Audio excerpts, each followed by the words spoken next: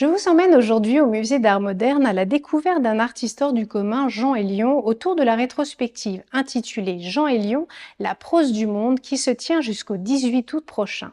Alors, si vous connaissez Jean Hélion au travers de ses quelques représentations connues, sachez que l'artiste est bien plus complexe que cela.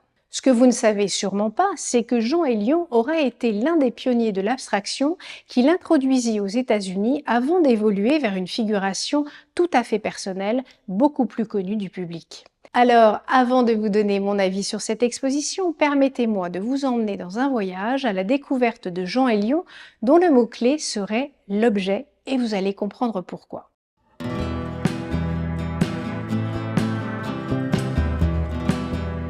Jean Hélion naît en 1904 en Normandie et part pour Paris dès 1921 à l'école des Beaux-Arts. Il abandonne rapidement ses études formelles pour travailler comme apprenti chez un architecte tout en développant son art en autodidacte. Dans les années 20, Hélion est influencé par l'avant-garde artistique de Paris. En 1929, il rencontre Theo van Doesburg, un des pionniers du mouvement de style, ce qui l'oriente vers l'abstraction. Il devient membre du groupe Abstraction Création en 1931, qui est un collectif qui prône l'art abstrait et réunit des artistes majeurs comme Piet Mondrian, Jean Arp et Vassili Kandinsky. C'est durant cette période qu'il commence d'ailleurs la rédaction de ses carnets, Réflexions sur la peinture, qu'il poursuivra jusqu'en 1984. En 1930, Hélion fonde avec d'autres artistes le groupe Art Concret. Ce groupe s'attache à une forme de peinture purement géométrique et non figurative, où les formes et les couleurs sont utilisées de manière stricte pour exprimer des idées sans aucune référence à la réalité extérieure. Parallèlement à cela, Jean Hélion est également proche des écrivains de son temps comme Francis Ponge, Raymond Queneau, René Char, André Dubouchet qu'il associe à son parcours artistique. Jean Hélion finit par s'installer aux États-Unis en 1934 et se lie d'amitié avec Marcel Duchamp. Il est à ce moment-là un des acteurs majeurs de l'abstraction et une figure essentielle de la vie artistique américaine, prodiguant même ses conseils à de riches collectionneurs. Il est d'ailleurs tout à fait envisageable que la rencontre avec Marcel Duchamp ait nourri sa réflexion de l'art et de l'objet. Rappelons que Duchamp a introduit le concept du ready-made où des objets manufacturés sont représentés comme œuvres d'art. Cette approche a ouvert de nouvelles perspectives sur ce qui peut être considéré comme de l'art et comment les objets du quotidien peuvent être réinterprétés. Les formes des tableaux d'Hélion préfigurent alors un retour à la figuration pour se détourner totalement de l'abstraction en 1939. Alors pourquoi ce changement, alors que, rappelons-le, il s'impose alors sur la scène internationale de l'abstraction?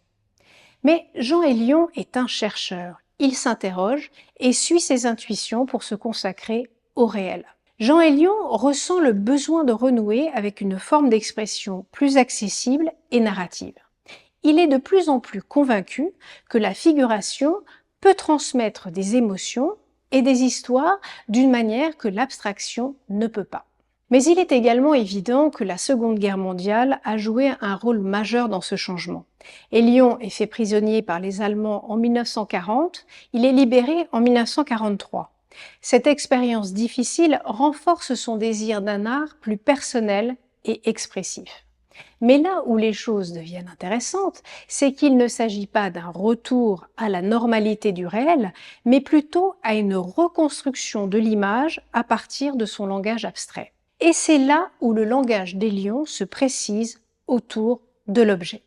Le retour à la figuration dans les années 30 et 40 a marqué un tournant important dans la manière dont Hélion représente les objets. Si vous observez bien, dans ses œuvres figuratives, les objets du quotidien, comme des chaises, des livres et des instruments, ont commencé à apparaître. Cependant, ces objets étaient souvent peints de manière à souligner leur banalité, intégrés dans des scènes de vie courantes sans chercher à les exalter ou à les transformer en symboles particuliers. Le jugement des choses que vous verrez en toute fin d'exposition représente un point culminant dans cette évolution où les objets ne sont plus seulement des éléments anecdotiques, mais deviennent de véritables symboles porteurs de significations multiples.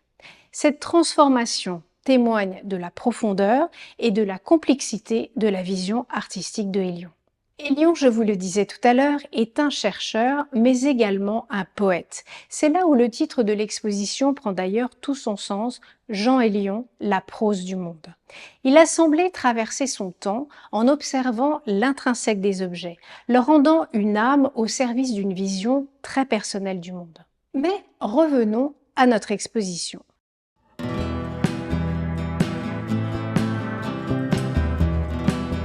Encore une fois, le musée d'art moderne nous gâte par cette exposition de quelques 80 peintures et d'une vingtaine de dessins dont l'ensemble des compositions de grand format conservées principalement aux États-Unis et réunies ici pour la première fois.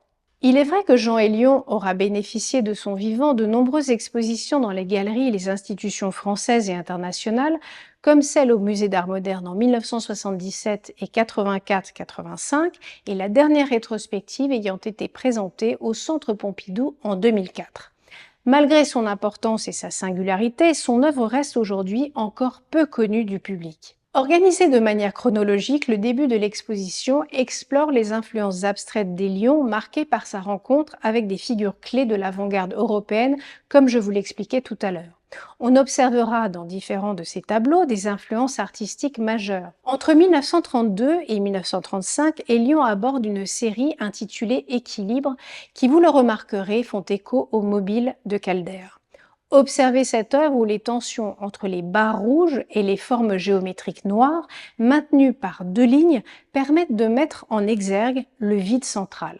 Une autre section est consacrée à la période américaine d'Hélion dans les années 30, montrant son rôle de pont culturel entre l'Europe et l'Amérique et son influence sur le paysage artistique de l'époque. Figure tombée est une toile charnière dans l'œuvre de Jean Hélion puisqu'il s'agit de la dernière œuvre abstraite du peintre qui marque ses désillusions concernant l'abstraction. J'ai atteint en quelques secousses la figure tombée qui fait un mouvement à la chute en moi de l'abstraction. C'est d'ailleurs grâce à cette première partie de l'exposition que l'on commence à comprendre qu'Hélion commence à partir d'éléments abstraits à construire des figures et entreprend ses premières études de tête. De face, de profil ou de dos, Émile, Édouard et Charles sont construits autour d'un cadrage serré et d'éléments purement abstraits par un agencement subtil de formes géométriques et de couleurs. Puis, du personnage, l'objet prend vie. Il faudrait ôter du public moderne une fois pour toutes l'idée que dessiner d'après nature, c'est copier. Dessiner, c'est inventer, dit-il. Dessiner n'est pas voir, mais plutôt montrer, c'est révéler. Parfaite transition pour parler des objets avec la section intitulée Le parti des choses, consacrée aux années 50 et 60, avec notamment les mannequineries et la série des toits, qui invitent à une réflexion entre monde du rêve et celui du réel.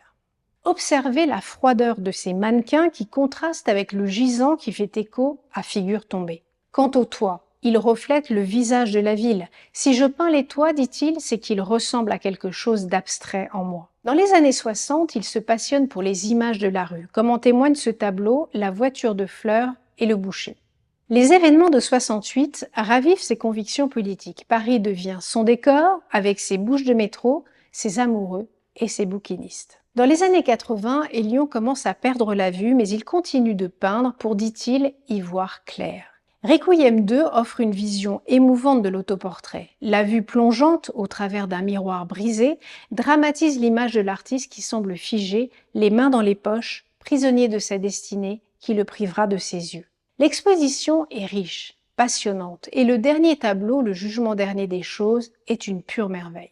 Le jugement des choses est une œuvre clé dans la carrière de Jean Hélion qui illustre une maturation dans ce traitement des objets. Dans cette fresque, les objets ne sont plus simplement des éléments anodins du quotidien, mais deviennent véritablement des acteurs à part du tableau. Chaque objet peut être vu comme un représentant de concepts ou d'émotions plus larges, allant au-delà de leur simple existence matérielle.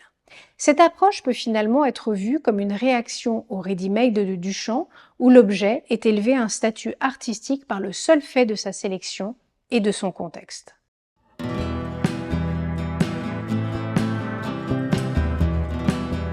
Alors, si je devais vous donner mon avis sur cette exposition, L'exposition au Musée d'Art moderne de Paris propose un voyage immersif dans l'évolution artistique de Jean Hélion depuis ses débuts influencés par l'abstraction jusqu'à sa transition vers la figuration narrative. Cette évolution artistique est présentée non pas comme une rupture, mais comme une continuité dans la quête d'expression et d'innovation de l'artiste. Organisé de manière chronologique, ce choix s'avère très pertinent pour pouvoir comprendre le cheminement intellectuel de Jean Hélion, ce qui n'est pas toujours aisé. Un parcours audio-tactile, conçu avec le soutien du groupe Essilor Luxottica, permet une immersion profonde dans l'univers de Hélion, rendant l'art accessible aux visiteurs malvoyants ou aveugles. Une exposition à ne manquer sous aucun prétexte. Le bouche à oreille ne semble pas encore avoir opéré car peu de monde encore dans ces salles. Allez au musée et profitez de ces merveilles qui nous sont proposées. À bientôt sur Expertisé pour de nouvelles visites de musées et d'expositions.